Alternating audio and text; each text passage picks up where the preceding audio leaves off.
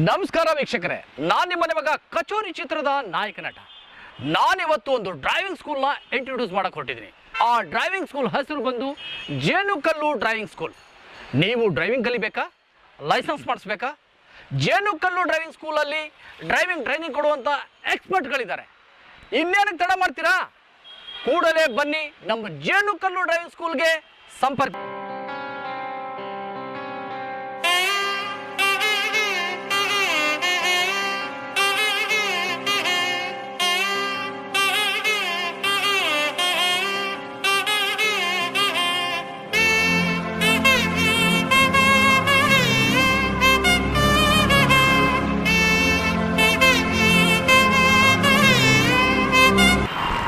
Jenukallu Driving School, training for cars and two-wheelers.